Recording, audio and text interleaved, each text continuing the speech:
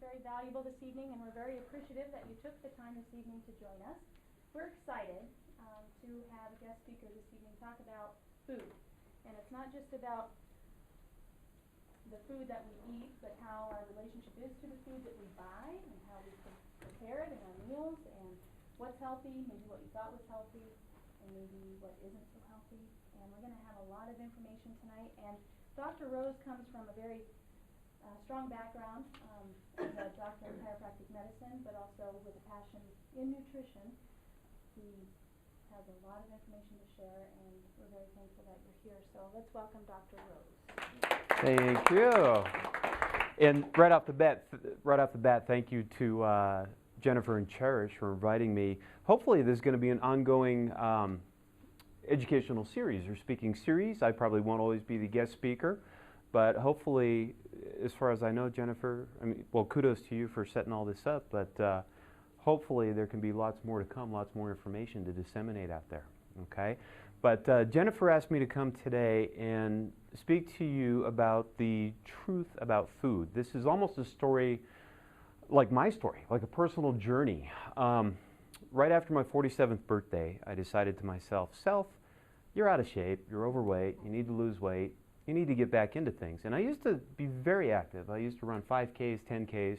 When I moved to Kingman 18 years ago, that pretty much stopped because the wind was so strong you actually can't breathe. If you've ever run into the wind, I don't know how dogs do it when they hang their head out the car window, but you can't actually breathe when you're running into the wind. So I gave up on the jogging, I raced a few jet skis and all that, but I'd become kind of out of shape, overweight. I'm like, okay, I'm going to get into shape. Plus, people who are 47 years old, I read about them in the paper all the time. They'll feel good, they wake up in the morning and drop dead of a massive heart attack. I didn't want to be those, okay, one of those guys. I've got 3 kids. One's off in college. I want to be around to see them graduate from college and go on to their careers. So I started walking. Well, about the same time, I attended a seminar up in Washington, and one of my gurus, one of my idols in the chiropractic field, who really is an expert on 2 things, nutrition and whiplash injuries, was giving a lecture about nutrition. And coincidentally, because I'm getting older, my eyes are getting worse, so I sat right in the front row. So I actually had to pay attention. And the stuff that he said really sunk in, and not only did it sink in, but it scared me to death. I came back from the seminar and I drove my staff nuts. Were you still with me at the time, Jennifer? Mm-hmm. I literally only ate raw almonds and drank water for 3 days till I figured out my course of action, okay? So what I did was I went off and I did my own research, kind of adding on his research that he presented, and it's made a huge difference in my life. I basically went from, I never stepped on a scale because my intention was not to lose weight. I just wanted to get healthier and be in better shape. So a combination of walking and making a few simple dietary changes, I essentially went from, I'm estimating I was about 220, 225 pounds to between 180 and 185 pounds. And I'm the guy who's never been below 200 pounds, not since senior year in high school. Even when I was running 5Ks and 10Ks, I'd look for the races that had a class called the Clydesdale class. You compete with fellow men, 200 pounds and above, and I think women, they had a Clydesdale class for 160, 170 pounds and above. I'd actually compete with other big guys. But even being that active, I was never below 200 pounds until I made these simple dietary changes. So hopefully what we can do is kind of scratch the surface and give you some tips. If you're trying to make some changes in your life, you don't quite know how to do them, hopefully this will help here. Now, who in this room has had this situation before where you wanted to lose weight and I can't lose the weight? I'm exercising, I'm eating smaller portions. I mean, be honest, most people have been there. It is a fact most people would rather be healthier as opposed to sicker. Everyone, pretty much, I know, wants to lose weight with few exceptions. And because of this, the diet industry in the United States is huge. We're talking 60 billion in revenue. That's a B, 60 billion in revenue in 2011. That's according to Forbes magazine.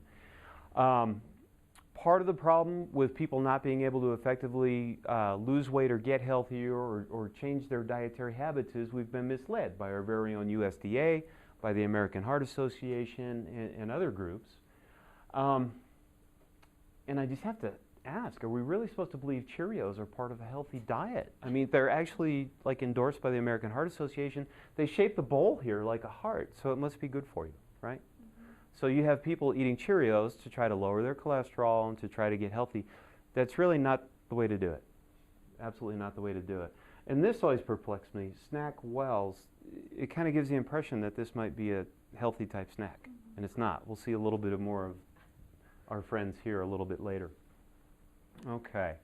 Now, the USDA, they give you these guidelines for a healthy diet. We've all been familiar with the food pyramids. They were probably since we were in elementary school, high school. They've changed it throughout the years. This came out kind of small on this slide, but I'll explain here down at the bottom.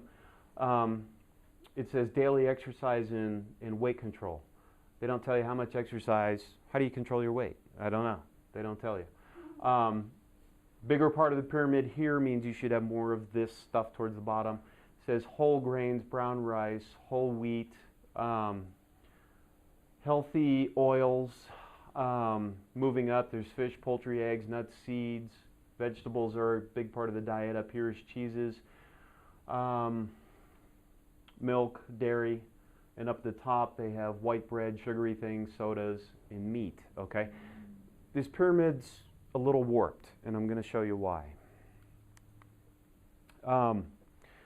Knowledge is power. Teaching you a little bit more about some of these things and teaching you how to read some food labels and what to look for will enable you to make the right choices. This is a nice quote from a Dr. David Siemens. This came out in the Journal of Chiropractic Humanities a few months ago, or last year. People need to be educated about the modern lifestyle factors that prevent effective weight management. Without this knowledge and the associated practical application of lifestyle choices that prevent weight gain, becoming overweight or obese appears to be an unavoidable consequence of living a modern lifestyle. So even if you don't want to have some type of issue with weight control or health, just living a modern lifestyle, it's going to happen. It's a consequence unless you're active and proactive and you take steps towards it. Just the things that are available to us out there, and because of the modern lifestyle, we're hurried from place to place. Everything is a drive-through, immediately needs to happen now type of thing. In fact, I saw a gentleman in the office today for the first time, and he said, "Boy, Doc, I just feel like crap." He said, "One of my biggest problems is I eat a barcode diet." I'm like, "What? A barcode diet?" I go to Circle K and I grab every snack with a barcode on it. So all his food has barcodes on it. And he says, "I know that's what's causing me to hurt. Here, and I got a headache." But the barcode diet, let's face it, it's quick, easy, it's inexpensive. You can grab it and go, and you're on to your next thing, whatever that is. Okay, now, labels. Who in here is familiar with food labels and what they mean or how to read them? Okay, a few people are. One of the main things we look at when we look at the label, or at least that I look at, is I'll go pretty much straight to the carbohydrates. Because from the carbohydrates section, you can get a lot of information on whether it's junk food or not. The total amount of carbohydrate, does anybody know what a carbohydrate is? Basically, it's one of the three basic types of food. You have carbohydrates, proteins, and fats, okay? Carbohydrates consist of two things, fiber and sugar. You see the people on the television, they say, "Oh, you need more fiber." Well, fiber is actually a type of carbohydrate. So this total carbohydrate is the fiber plus the sugar. Down here, they will list the sugars. So in this portion size here, half of the carbohydrates in each of these servings is sugars, or simple sugars, okay? Now, additionally, you can go to a list of ingredients and you can read what's actually in the thing, all right? Who reads ingredients? Anybody? I know Jennifer does, Storm does. Okay, a few people read ingredients. But it kind of reads like a horror list. Enriched flour, which is comprised of wheat flour, niacin, reduced thiamine, and mononitrate, which includes vitamin B1, riboflavin, vitamin B2, folic acid. Then we had to put sugar in. Then we had to put vegetable shortening, which is partially hydrogenated, blah, blah, blah, blah, blah. You can't pronounce most of these things. It's like, oh my gosh, is that a food or is that a yoga mat? We're not really sure what this stuff is.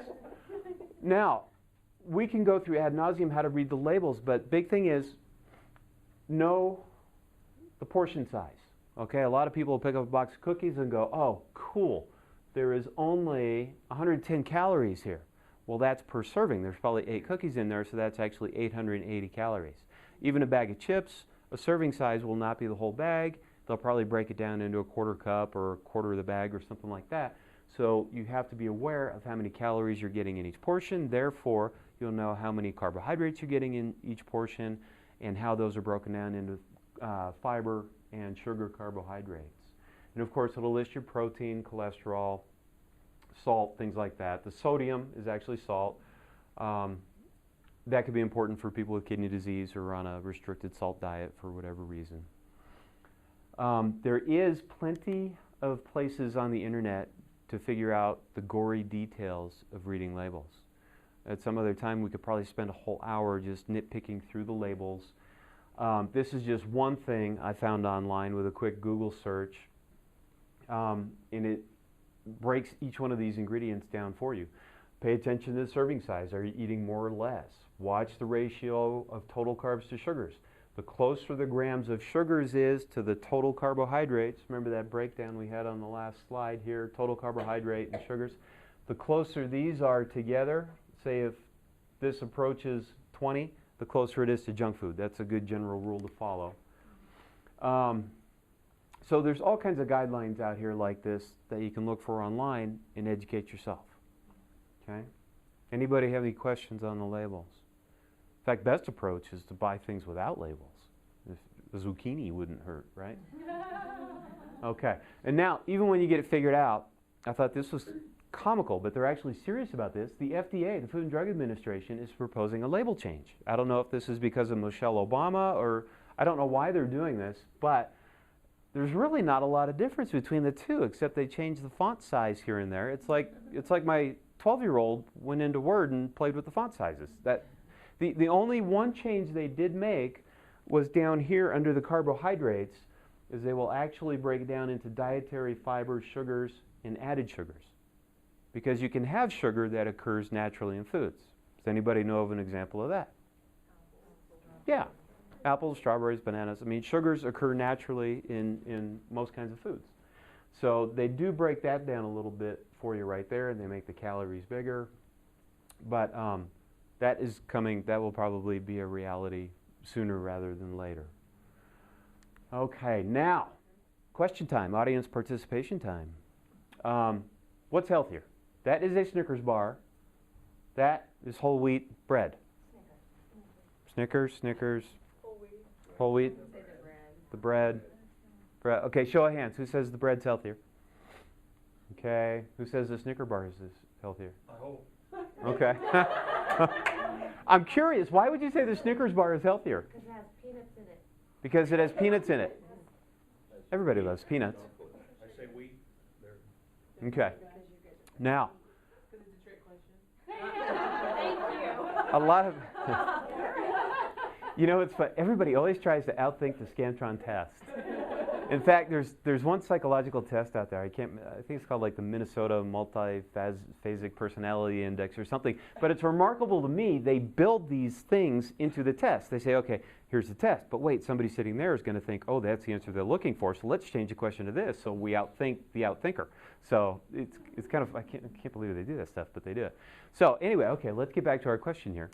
What's healthier? Okay, before I explain which one's healthier and why, I'm going to just explain a little bit of science to you.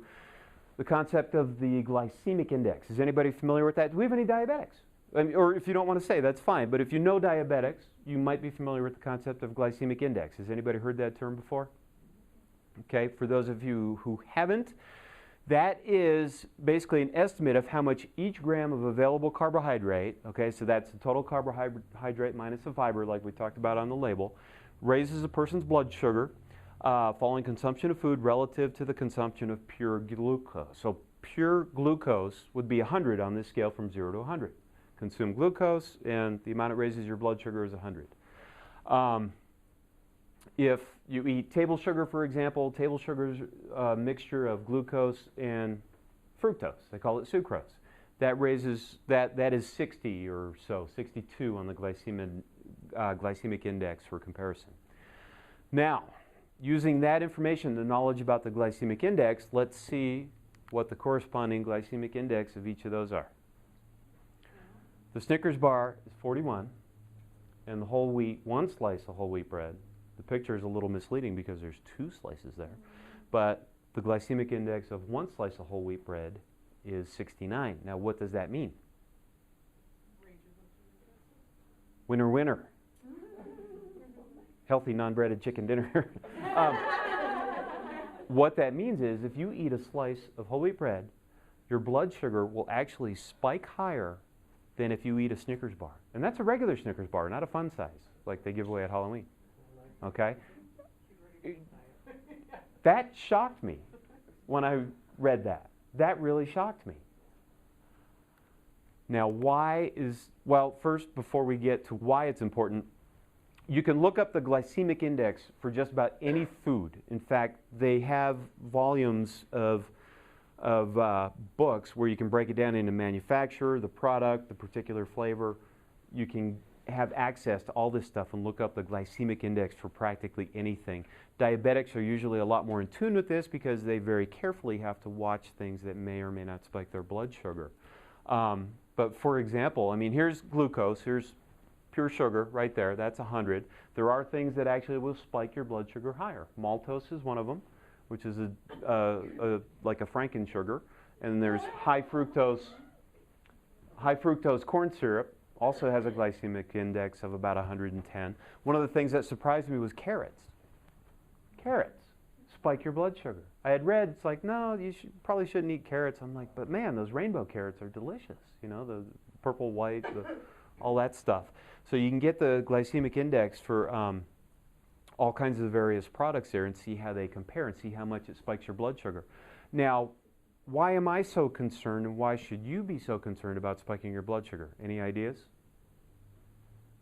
No?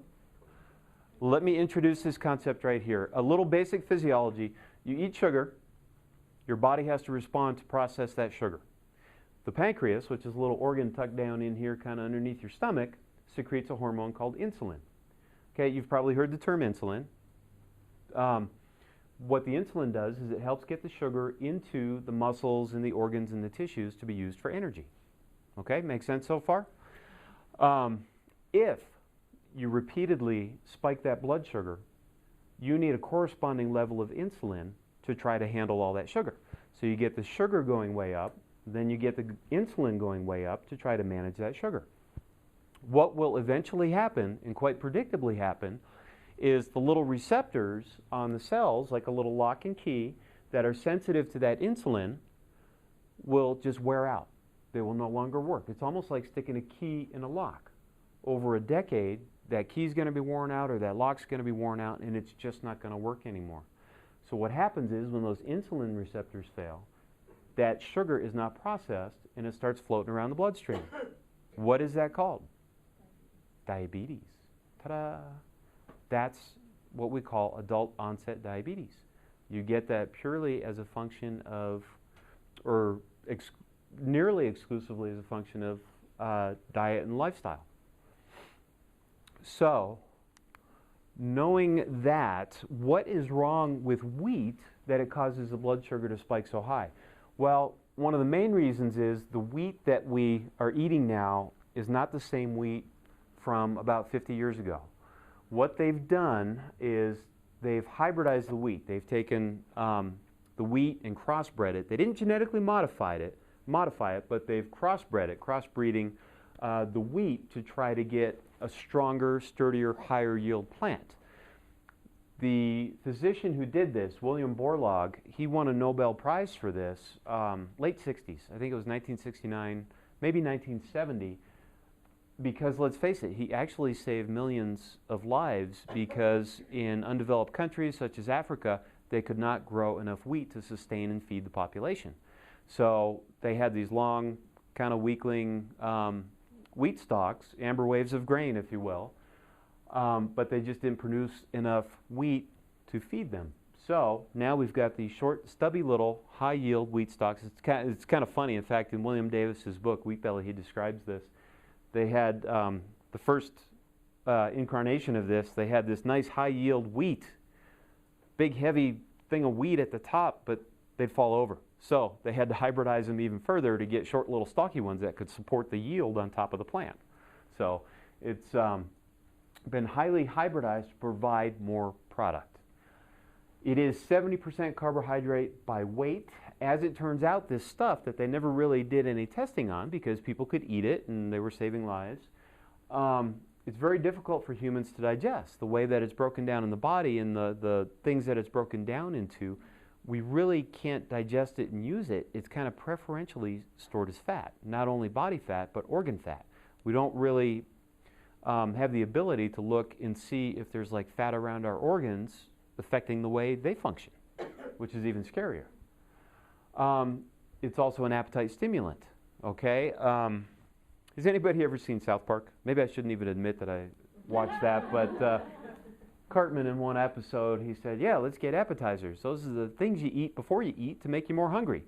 Well, that is dead on NASA accurate right there, because wheat actually will increase your appetite. So all the goodies, the loaf of bread they bring you, you know, at Olive Garden, free breadsticks, I think that's a well-calculated plan to make you hungry and eat more, because it is a known appetite stimulant. Also, I get this a lot.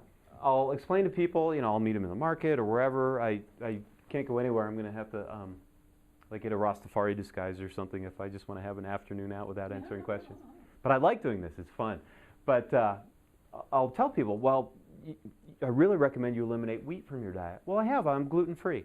No, different. Okay, gluten is a component of wheat. Gluten is basically a protein in wheat that binds it together. That's what allows your pizza dough to be stretched, and it holds the cookies together, holds the bread together, things like that. You still have the wheat. They've just chemically taken the gluten out of it. Okay, so gluten-free is not wheat-free. So let's not confuse the two. A lot of people, that is a big stumbling block for a lot of people. Now, gluten-free is a huge deal for people who are medically sensitive to wheat. My own sister-in-law is a testament to this. She nearly died because she had undiagnosed celiac disease, and that is a severe sensitivity to wheat. They couldn't detect it through their common testing procedures, but basically what it does is it destroys the lining of the intestines, the large intestine and small intestine, so you can't absorb nutrients. She withered away to a toothpick. I mean, she turned sideways, stick her tongue out, she looked like a zipper. So once they figured that out, and she really, once they figured that out, she eliminated the gluten from her diet. She is healthy. She is back to 100%. And this poor girl was nearly dead. So gluten-free is very important to people who have celiac disease or another disease where you're sensitive to that. But a good way to eliminate the gluten out of your life is get rid of the wheat, because you can't have gluten without the wheat. Okay? Now, moving on. Know this, have comfort in this fact that physical addiction to the wheat and the carbs is real. A lot of people think they just don't have willpower, but that is far from the case. You may or may not have willpower, but physical addiction is very real. The wheat polypeptides, those are the proteins in the wheat, they actually bind to the opiate receptors in the brain. The opiate receptors are the happy receptors, the pleasure center. That's where the feely-good stuff is, like when people inject themselves with heroin or other mind-altering substances, even positive experiences. When you're happy, when you're having a beautiful sunset, the opiate receptors are activated, okay? They did a study. This was interesting to me, and this was also outlined in Dr. Davis's book. They took a group of people, 100 people, 200 people, whatever it was, divided them in half.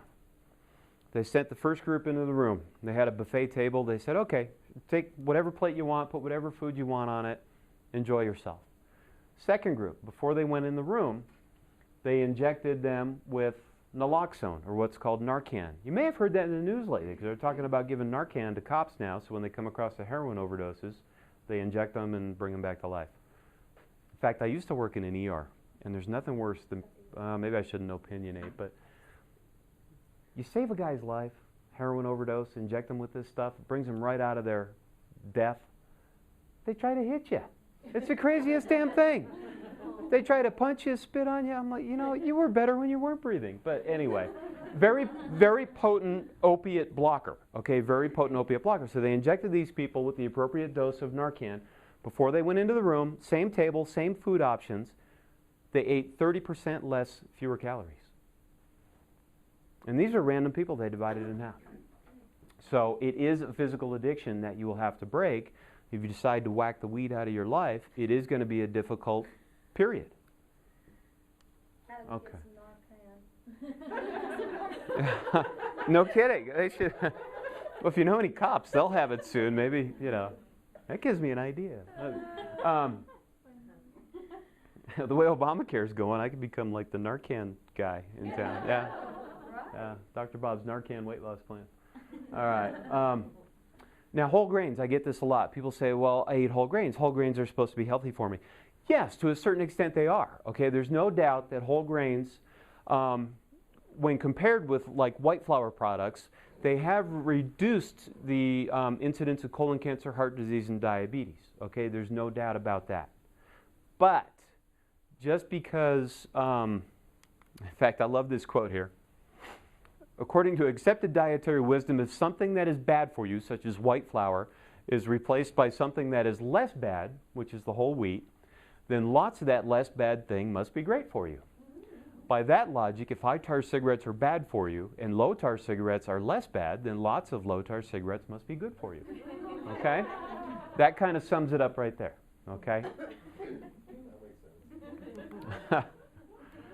Now, here's the basic summary of events. Everybody doing okay so far? If you have questions, comments, stuff like that, shout them out. I don't mind. Here's the basic summary of events. What happens is you eat the wheat, you get that increase in your blood sugar, the insulin gets released. Over time, you will get that insulin resistance, you will become diabetic, you will have that extra sugar, those extra carbohydrates stored preferentially as belly fat. You will also get free radicals. Is everybody familiar with that term? Free radicals, yes, no? Free radicals are basically little electrons that do tons of damage in the body. And certain things you eat, they will rip electrons off of things to try to satisfy their own need for electrons. This is kind of like high school chemistry. In fact, I heard a joke the other day. Two atoms are walking down the street. Seriously, two atoms are walking down the street, and the one atom says to the other atom, I think I lost an electron. And his friend the atom says, are you sure? And the original atom says, yes, I'm positive. But anyway, free radicals are incredibly damaging to the body. Okay, certain things we eat, specifically the wheat products, will create tons of free radicals and create tons of inflammation. And free radicals are what tear up, for example, the lining of the arteries.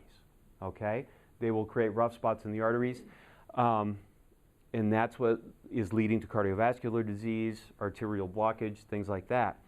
A lot of experts out there, not only Dr. Davis, but David Perlmutter, he's a neurosurgeon, and others, they hypothesized that cholesterol and fat intake is not so important as maintaining the health of the lining of your arteries. Because if you have nice smooth linings of the arteries, nothing can stick to it. But if you eat this stuff and it creates those rough spots on the inside of the arteries because it's getting all tore up, that provides those fats, specifically the small triglyceride particles, a place to stick to. So actually, by eating less wheat or no wheat preferentially, you keep those linings as healthy as possible in the arteries, and then you can enjoy bacon and not feel guilty about it. Okay? All right, now the benefits of eliminating wheat. You will be less hungry. I didn't realize this until I started doing it. And you know what? I've done several things before. Let me inject this comment right now. My wife went on Nutrisystem one time. I'm like, okay, I'll do it with you as a show of support. I couldn't see spending the rest of my life eating prepackaged food in a container and being solely reliant on Nutrisystem for every single meal. I just didn't see that happening. That's just unrealistic. Atkins, he almost got it right. Weight Watchers, it has to be something. I mean, when I did that Nutrisystem, I was always starving. I'll be honest, I was hungry. But when I eliminated the wheat from my diet, or I'll be honest, 90% of the wheat from my diet, it surprised me that I really was a lot less hungry, and I was eating less, surprisingly enough. You will have sustained energy. If anybody gets those afternoon kind of like, oh my gosh, I need a cup of coffee, or I need a candy bar, or I need some, or I have Red Bull, I need a Red Bull to pick me up, you will pretty much get rid of that. Your energy levels will stay even throughout the whole day. That's mostly a result of the blood sugar levels being steady, because anybody after Thanksgiving turkey can attest to this. I mean, everybody lays around on the couch and watches football. That's because of the spike in blood sugar levels, the insulin, and then you get that sugar crash after the insulin cleans up all the sugar. You just, boom, you're down like that. Most people go through those spikes during the day, every day. You will quite accidentally lose weight. I told you I never stepped on a scale, but just by eliminating the wheat and doing some walking in the morning, I dropped about 30 pounds. I just based it upon what was on my driver's license, which we always lie about anyway. You will have less free radicals roaming around the body, destroying your tissues, your arteries, and things like that. Less inflammation and less sickness. Now get this, inflammation, when people, let me talk about inflammation here, because most people think it's like, oh, I sprained my ankle, I have inflammation. Well, you can have inflammation running around your body all the time and not even be aware of it. In fact, most chronic diseases, heart disease, lung disease, diabetes, pretty much any disease that you can name that is kind of making our country go broke, either through Medicare or through the cost of taking care of people who aren't quite as healthy, they're all what they call chronic inflammatory diseases. So this not only reduces inflammation that you traditionally think of, like a bump or a bruise or a sprain, but it reduces that systemic inflammation, thereby getting rid of all these chronic diseases. Okay, now, are there alternatives? Why, yes. A lot of you are probably thinking, well, how can I do this? I cannot give up my flour tortillas. I love the little chingaderas they give out at Olive Garden. How do we do this? Well, hopefully I'm going to teach you, or at least get you excited about learning. This is a wheat-free chocolate chip cookie. Okay, that is 86% dark chocolate, which, by the way, is very good for you. If you eat a regular Hershey's milk chocolate bar, guess what? Ingredients. Did you know they list the most of the thing that has the most is listed first? Okay, a couple of people didn't know that I've talked to in the last few days. But regular Hershey's milk chocolate, it's sugar and then cocoa powder, which they use to make chocolate. Dark chocolate is cocoa powder and then some sugar. So it's mostly just actually chocolate, which chocolate is actually very good for you. It is a very powerful antioxidant. It roams around the body and scavenges those free radicals or those little negative electrons. So chocolate is actually good for you. So, Made everybody happy with that comment. yeah. So as long as it's dark chocolate, I mean milk chocolate, crap. White chocolate, that's not even chocolate. I don't know. It's just, I don't know what it is, but it's not. It's just, yeah, and it tastes good. Go back 3 slides, because it's physically addicting. The simple sugars fall into that same category as wheat. But that's a wheat-free chocolate chip cookie. This is a wheat-free meatloaf, and I couldn't resist. I had to put bacon over the top when I threw it in the oven. I mean, why not, right? If you're on the run, if you're out and about, if you're eating fast food, there's even better options when you're eating out. You can get a double-double protein style. They will wrap it in a piece of lettuce. If you go to Carl's Jr., you can get a delicious $6 burger wrapped in a piece of lettuce, okay? There are options at places that aren't traditionally thought of as healthy or a good option for healthy eating, okay? So even in those places, you can make better choices. Vegetables, you can actually, I figured out how to cook vegetables so my kids eat them. Go figure.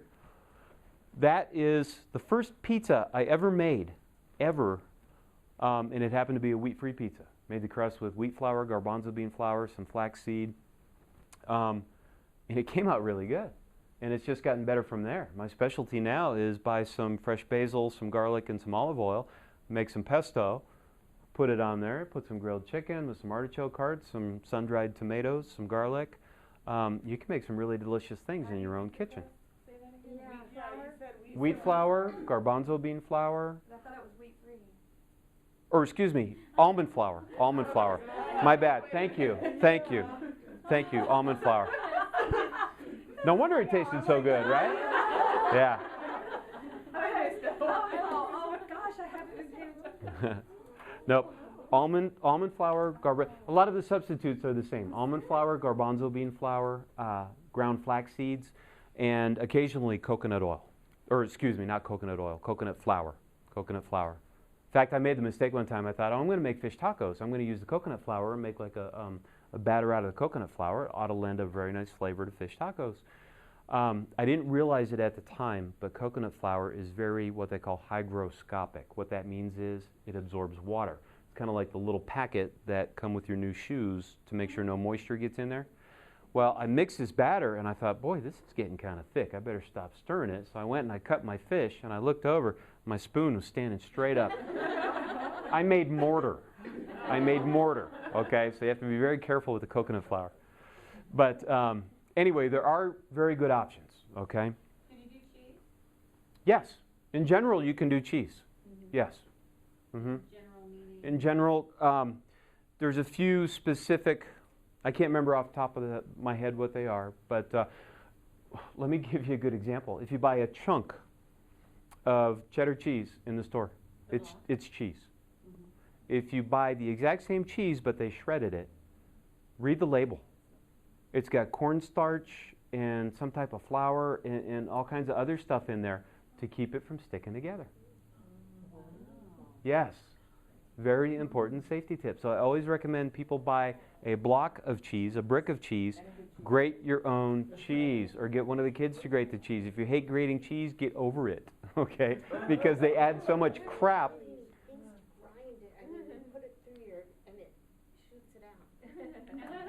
Well, there's all kinds of good options. My kids, although they reluctantly do it, they got those food processor things. You shove it down, and I mean, there's plenty of options. So yeah, cheese is good. I mean, I'll make a salad. I'll put feta cheese. Even feta cheese on a pizza is good, and it's okay. Okay. Now, implementation. Can you do this? Yes, you can do this. Know how to shop wiser. Reading the labels is part of that. In general, there's an old saying, stick to the outside walls of the supermarket. And that's pretty much true, because what do you find on the outside walls? You got your vegetables down this wall, you got your meats down that wall. Excuse me, you have your dairy products down the other wall. You do have to be careful with some dairy. For example, like the low-fat, 1%, 2% milk, guess what? They take the fat out, and quite honestly, it tastes like crap, so they add sugar. Okay, so just recently, my daughter's off to college now, but she was drinking almond milk, and I thought, oh my God, she's off her rocker. Well, just recently, there was some left over in the fridge. She came home for the holidays, went back to school, there was leftover almond milk. I'm like, well, you know what, let's do this. So I tried the almond milk, and it's actually really good. Just get the unsweetened almond milk. They do have all different flavors of almond milk. They'll put sugar in it, and they'll wreck it. But unsweetened almond milk is very good for you, and it's really good, okay? There's also, even like in the Wheat Belly cookbook, there's recipes where you can make your own breakfast cereal out of various healthy nuts and things like that. Fruits, there's some fruits that are actually very good for you, like the low sugar fruits like blackberries, raspberries, blueberries, even strawberries are okay too. So shopping wiser is a big part of that. Also snacking wiser, okay? Just like my guy who's on a barcode diet, you might want to rethink your snacks. If you stop at Circle K because you absolutely need a snack in the afternoon, you know what? Almonds might be a better choice. Just raw, unprocessed almonds, not dusted with the fairy powder, the smoke flavor, the wasabi flavor, whatever. That could be a whole nother lecture, because all that stuff essentially is MSG. And MSG is what's called a glutamate, and glutamates are known neuroexcitotoxins. Known neuroexcitotoxins. They destroy brain cells. That's what that means. Okay? So you can enjoy your wasabi flavored almonds, but you will be an Alzheimer's patient within 20 years. Okay. Now, I'm just being honest. In fact, mid-December, I used to be a big diet soda guy. Jennifer knows. I was like, okay, I have to have a diet soda in front of me. Mid-December, I woke up one morning and I'm like, you know what? I know too much about specifically the aspartame, the artificial sweetener that's in this stuff. I'm just going to stop. I'm just going to stop. I mean, it's well documented, and I read one book that was painfully difficult to get through because it was so sciencey. This stuff is just bad stuff, so I stopped drinking it. And you know what? I don't miss the diet soda. I never imagined this, though. You know what I missed? The bubbles. The bubbles. So I had to hunt down, yes, I missed the bubbles. So I had to hunt down, I just get carbonated water, okay, which is fine, yeah. Now, know your ingredients and their impact. For example, like when we go back and all those ingredients on the label, look at the label and read the label. If it's got wheat flour or rice flour, that will spike the blood sugar also, or potato starch or potato flour. In fact, a lot of the gluten-free things, you know what they do? These evil people. They take out the wheat flour, but they replace it with potato flour, rice flour, things like that that don't have gluten in it because gluten is only in wheat. But these things that they've replaced it with will spike the blood sugar just as bad. Okay? So be very cautious of that. Eating out wisely. There are good options when you go out to eat. We had a function with BNI. We went down to Matina's or any restaurant you go to. You know, just ask them. You know, if you get a steak or a chicken, whatever you get, they'll usually want to serve you fries or a baked potato and a vegetable. I'll just tell them, hey, please, can you just put all vegetables on the plate for me? And they're more than happy to do that. And it's way better for you, okay? Now, create realistic goals. If you want to grab onto this and run with this and explore more, learn on your own. I can't possibly teach you all that I know in this setting. Create realistic goals, whether it be I want to lose weight, or I want to eat healthier, or I want to eliminate wheat at lunch, or I want to eliminate wheat at dinner, or I want to eliminate it completely. Okay, set realistic goals. Don't set real high, pie in the sky type goals that'll get you frustrated. Now, when you set down those goals, very important thing, I guess this would kind of be like a Tony Robbins seminar, but write down your action steps. How are you going to get to those goals? Okay, when I go to the market, hey, I'm going to see if I can manage just shopping around the outside of the market and not go down the aisles. Let's see what happens, okay? No, almonds are at least in produce. They're in produce, yeah. And a nice tip, you can probably get nuts like almonds and almond flour and garbanzo bean flour. They do have those products at Natural Planet. I support Buy Local, but you can probably, if you have an Amazon account or if you go to nuts.com and you buy it in bulk, you can probably buy it a lot more economically. The composition of your kitchen will change a lot. You will find that you're using a lot different stuff, okay?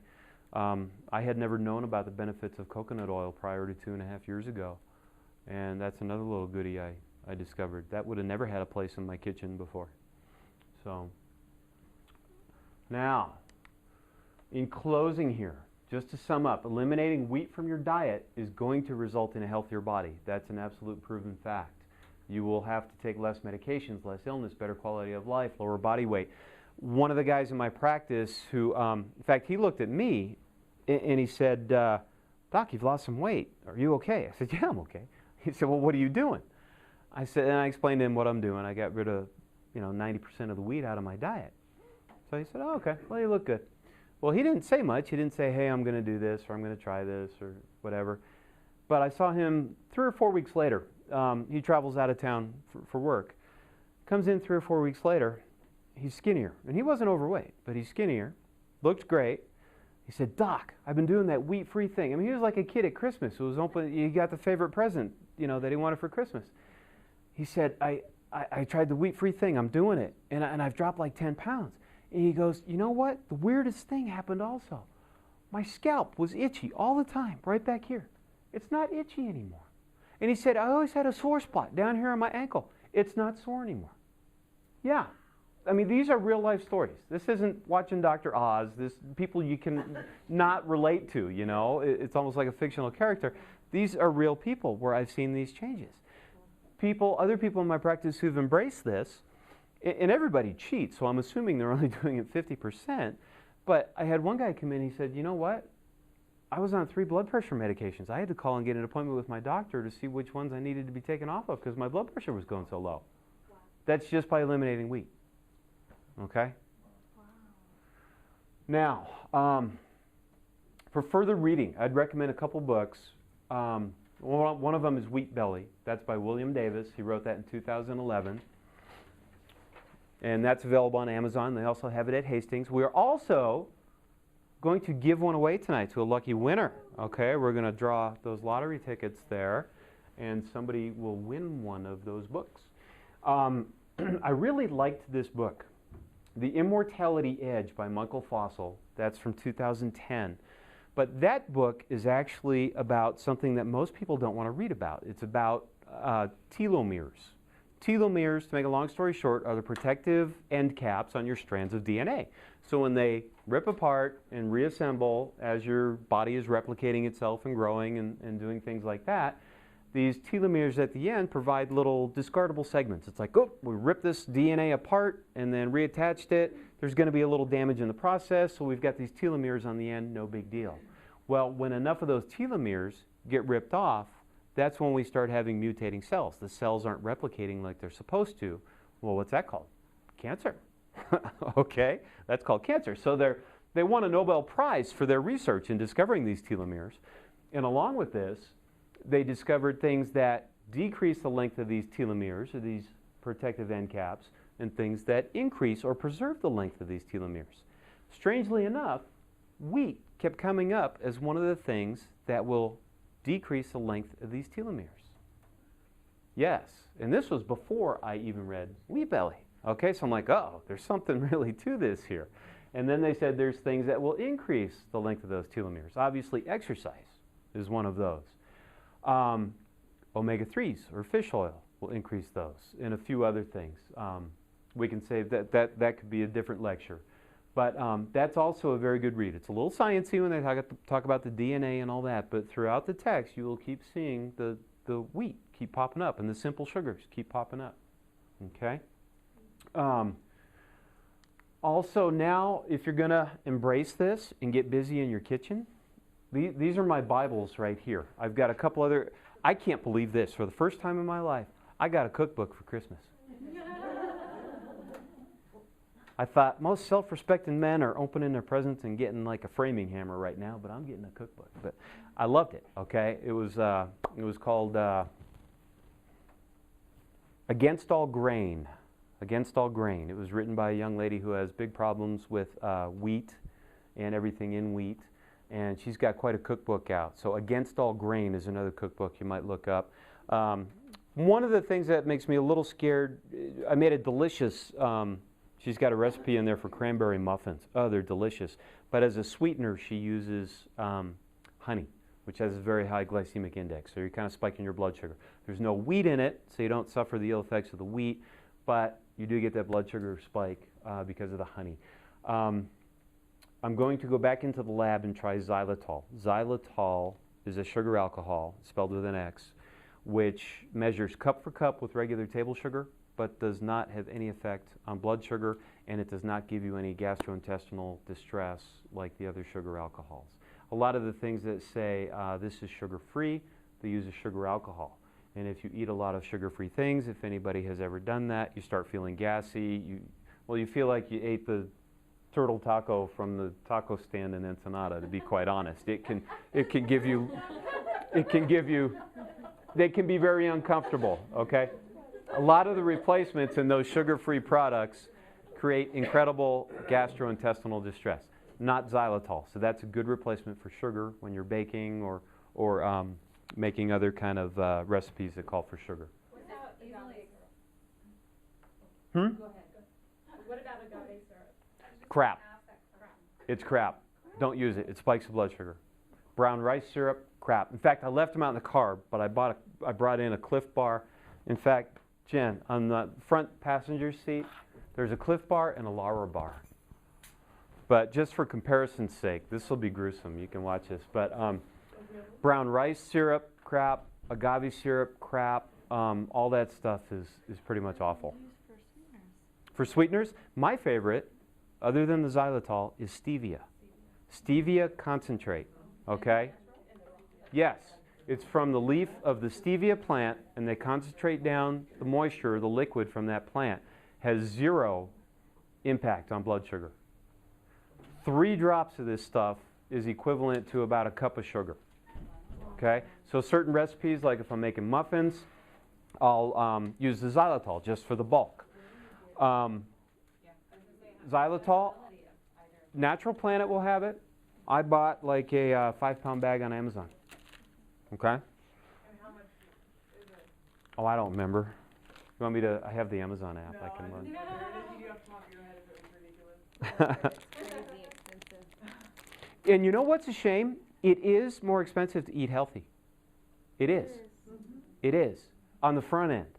But on the back end, what's your copay and deductible for your insurance, for your bypass, or for your diabetes management and stuff like that? And I understand it can be a burden. I mean, a lot of families are under the crunch right now, especially in this economy. It is a burden. It is more expensive. It is a drastic change, but you have to make a decision. You know, you have to make individual decisions. And once you start to get a grasp of how to cook non-wheat and how to eat not wheat, you'll get a better handle on, okay, what's the budget for this? What kind of things can I get? Where can I get them less expensively? I brought these for an example. In fact, the brown rice syrup reminded me, so thanks for saying that. But this is a Cliff Bar. Who's eaten Cliff Bars before? Yeah. Especially if you go hiking or something, they're great, huh? Okay. Who's got good eyes for close-up reading? What's the first ingredient there? Organic brown rice syrup. Uh-huh. Okay. And how many ingredients are in there? I don't even know. A lot. Like a lot, okay? And I do a lot of hiking, so every now and then I will have like a little snack on the trail. I found one that I like.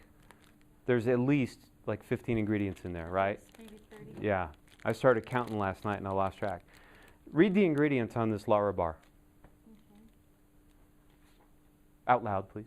Okay, I can't pronounce that. What do you mean you can't pronounce that? Oh, the ingredients. Where am I? You got me nervous. Ingredients. Oh, right there. Peanuts. Oh, dates and peanuts and sea salt. Just Dates, 3. peanuts, and sea salt. That's it. I can't find those. 3. 3. I got those on Amazon. Yeah. I got those on Amazon. I have a question. Yeah. Fritos have corn, oil, and salt. Uh-huh. Is that ranked up there with the Laura bar or no? Corn, oil, and salt. No, it's crap. Part of the reason is they use... I was trying to make a comparison of the. Subway is putting those things on a sandwich now. And they have a cool little jingle with it. Cruncha muncha. I'm a professional athlete that never eats this crap, but I'll advertise it. No, it's crap. Usually, not only the corn, that's a whole other topic, but corn, yes, it'll spike your blood sugar, but a lot of it is genetically modified, so we're not really sure what we're getting there. The oil that they cook them in is absolutely horrid. They use the cheapest oils they can find, okay? If you're going to use oils to cook, it should be either olive oil or coconut oil, okay? The other oils create so many damaging effects in your body because of the way the carbon chains and hydrogen chains are hooked together. They create all kinds of free radicals and all kinds of damage. You don't want to go there. Corn oil, safflower oil, canola oil, yeah, no. It should be exclusively... So olive oil is better. Does it burn easier? Well, sure it does. Sure it does. It depends on what you're cooking. I will cheat every now and then and use like a vegetable oil spray, like if I'm making wheat-free pancakes. And I think in the handouts, I brought a recipe for wheat-free pancakes just for fun. But I will use like a vegetable oil in a can. It kind of makes me shrivel up, but it's the best option for making pancakes. I tried to grease the pan with olive oil to make pancakes. It just wasn't a good experiment. Well, So, I like sunflower oil or sunflower and sunflower. They're the same thing. That kind of oil. Neither one is good. now I would recommend stick exclusively to olive oil or coconut oil. Okay. Mm. Yeah. It's, On the Fritos to give you the opportunity to tell us how that was, because we wouldn't want someone to stumble on Fritos and go, wow, 3 ingredients, you think it was good. That's why I did that. right. Please. Thank you. And I will add this though. The dates are a high sugar fruit, so you will get a sugar load from this. But you know when I eat these? When I'm hiking. if I've been hiking for 45 minutes or an hour, you know what, I'm burning some sugar. So I'm kind of offsetting the damage there. Okay, so that's a little asterisk, I guess, behind.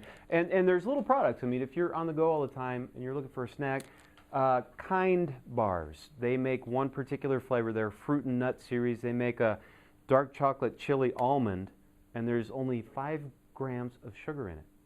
There's only 5 grams of sugar in it. This Lara bar, which I exclusively use for exercise, there is, I think it's about 12 grams of sugar, 18 grams of sugar in one bar. I used to make a packaged granola. Mm-hmm. Is that good, bad, or? Well, it's usually full of wheat products, No. like the oats and things like that. Yeah, and a lot of those things, they tend to put dried fruit in there, which are, oh my gosh, not only do they have MSG, but they aren't sugary enough, so they dust them with sugar before they put them in the package, so it will spike your blood sugar. In fact, it's scary because if you look at something that looks healthy, like granola with dried fruit, usually it's papayas or bananas or something like that, turn it around and read the label and look at the sugar carbohydrates in there. It's amazingly high, and look at the portion size. One of these little sun-kissed, like, fruits and nut, and they're healthy fruits, like there's raisins and there's cherries, I think it was, which are pretty good antioxidants. But there was like 4 servings in this container, and each serving had like 38 grams of sugar. So this little package of nuts and fruit, I mean, had like 140 sugar grams in it. It's like, oh my gosh, it looks healthy sitting on the thing. And a lot of these things, they even call them like healthy this or healthy that. It's like, that's a lie. Who's keeping track, you know? Nobody's keeping track. But Free pancake recipes. What is almond meal? it's almond flour. Yeah, that threw me. I struggled with that for 2 weeks. Almond meal. I Is just that saved you like 2 cornmeal? weeks. But almond meal, is that the area you would find almond meal? Where do you find almond meal? The baking section. And it'll be called almond flour. Almond right? flour. In fact, I use Uncle Bob's. Flour. The brand I use is Uncle Bob's Red Mill almond flour, and it comes in a 1-pound bag. Okay. And it says on the front, almond meal / flour. Okay. Okay? Mm-hmm. This is gonna seem silly, but could you give me an example of like a 6-year-old's lunch that you would send them to school with? I do sandwiches every day. I'm still struggling with that. Yeah, I'm still struggling with that. Even my own kids, although I do make a lot of things my kids really love, I still struggle with their complete diet and getting them things that are not damaging to them. Thankfully, kids can handle the carbohydrates a lot better. Some of the things that might be a good substitute is grilled chicken, not breaded, maybe not use the bread. There's some recipes in the book for wheat-free bread, but it doesn't create the kind of bread that you can really make a sandwich out of. Not really. I mean, you can fiddle with it and kind of get it close. There is a recipe in there for flaxseed wraps, so wrapping up chicken or lunch meat or something like that in one of those might be a good alternative. But the kids are very hard. Thank you for bringing that up. Yes, sir. What about pop chips? Pop chips. Popcorn chips. Oh, popcorn chips. I've got some in my drawer, let me go get them. Ha.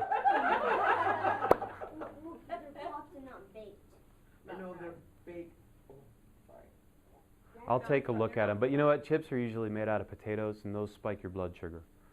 So on the evil list, they're kind of right below the wheat flour. Are there any like frozen meals, like Atkins or Lean Cuisine or Weight Watchers, Smart Ones, that are good, like for lunches, like that most of us probably eat? You know, I'm not familiar with their particular product lines, but if you're going to want to do frozen meals either for lunch or dinner, read the label and look at the list of ingredients. If there's wheat flour, cornstarch, rice starch, potato starch, potato flour, rice flour, it's not going to be good for you. It's going to be counterproductive to what you're doing.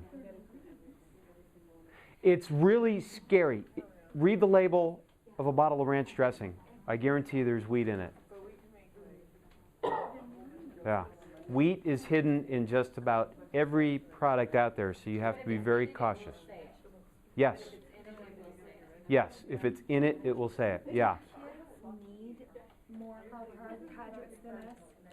I mean, 'cause you Good said they question. can handle it, but don't they Yeah. need more? Do they need more carbohydrates? Of course they are growing. Carbohydrates are good because they're theoretically at least when I was a kid, are expending more energy. Now I'm not so sure. What's that? Right, so I'm not sure they need as many carbohydrates. But you can also get your carbohydrates in the form of good carbohydrates, okay? Such as the complex carbohydrates in vegetables and other things, okay? You don't have to fill them full of simple carbohydrates. It always, man, it just scares me. And I'm sorry if I offend anybody, but I've gone into the store before to buy a bottle of water or something, and I'll see a mom with a toddler, and it's first thing in the morning. And they'll get the toddler one of those bottles of bug juice, which, if you haven't seen that product, it's like colored high fructose corn syrup. Yeah, it's like, oh my God. And then they put a cute little cartoon character on the top to make it even more appealing.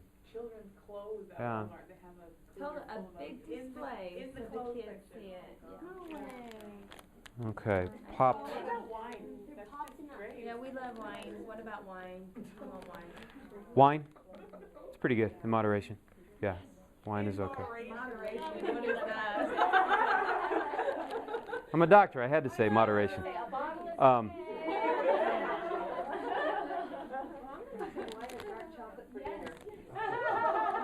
Jennifer, I'm ashamed of you. I didn't eat those. Those were the trash cans. Sure. Second ingredient is sugar, so no. And see, I did eat the pizza, thought it was healthy until I read the ingredients. Oh, you brought me a pizza box too. Their mission is Kashi, their mission is to make a profit.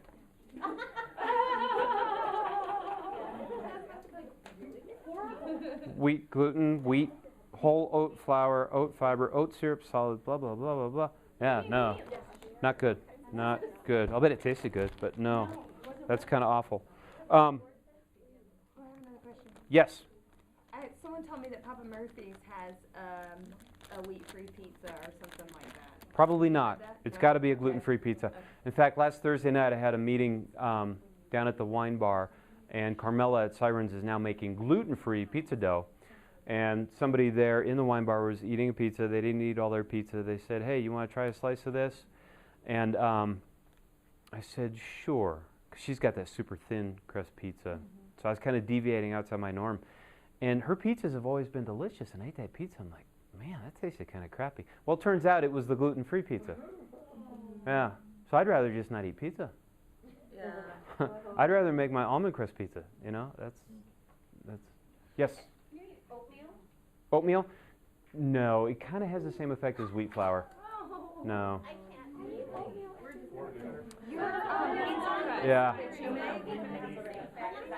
Yeah. Yeah, it's not wheat, but it has the same effect. Dr. Bob, I know you're running short on time, we're probably gonna wrap up soon, but I'm confused about, I know a lot of dairy products, a byproduct is whey. Mhm. And then, so some people say whey is wheat, but how do you get, you know what I mean? Is there a difference, is there a whey that's related to dairy and then a whey that's related to wheat? There's whey from protein. Right. But Yeah. I guess should you always be concerned when you see whey as an ingredient, or only under certain circumstances? Only under certain circumstances. Because I actually use a product which is undenatured whey protein, which means it wasn't cooked to death. It wasn't heated to death. And it's actually very good for you. It's a very good source of glutathione or N-acetylcysteine. So it depends on the whey. So the protein, the undenatured whey protein is good. But other types of whey are bad. And if you're thinking about soy, soy is bad. Soy is actually an anti-nutrient. Causes leaky gut syndrome. So stay away from soy also. Yes? A few questions, but this pizza dough that you make, Uh-huh. is it, because I make pizzas a lot for my kids. and Okay. So I make the dough and then you can freeze them and then take them Uh-huh. out, Can yours, will it freeze? I don't know. I haven't tried it. I haven't tried freezing it. Because that Yeah. makes it easier. Yeah, that's a good one for the lab. Yeah, that's a good one for the lab. Because the one I make, you do use yeast, and you let it sit for an hour, but it doesn't rise like wheat flour does, okay? And then I roll it out. I've never tried to freeze it. Because the normal you freeze before Yeah. it rises, you take it out. And that would make it more convenient. Yeah, yeah. Yeah, my kitchen, I feel like after the series was over, I got hooked on Breaking Bad. And Oh, everybody here. and I realized like a couple weeks ago, I told my wife, I'm like, I need a pork pie hat for my kitchen while I'm in there with my apron doing my experimentation, because I feel like the Walter White of the wheat-free cooking world, you know? It's just like hopefully it won't have the same outcome, but Do you want to do the drawing, Dr. Rose? yes, let's do the drawing. And people I've probably overwhelmed, or you're probably scared to death. You're probably thinking, what do I do? Start with something simple like the Wheat Belly book, and do a lot of your own research. If you have questions, call me at the office. Stop by the office. I will answer questions. I would rather, you can give somebody a wheat-free cookie and feed them for a night, but if you teach them how to make it, you feed them for life, So my mission is to change the perception of healthcare, sick care, nutrition, one person at a time. So if you have questions, call me or ask Jennifer. She can tell you how to get a hold of me. They are in the bag. And as a treat, on Sunday, I need a pork pie hat. On Sunday, I slaved in the kitchen and made a batch of wheat-free cookies with bittersweet chocolate. So that's 60% dark chocolate. So you will each get a chocolate chip cookie, and you will see if it is agreeable to your palate, and this might be something you want to take upon yourselves. And then Okay? we have the recipe if we like it. Well, yes. Right. And it's really simple. They're simple to make. Can we give you a round of applause for the cookies? Oh, you may. Thank you. Thank you. Thank you.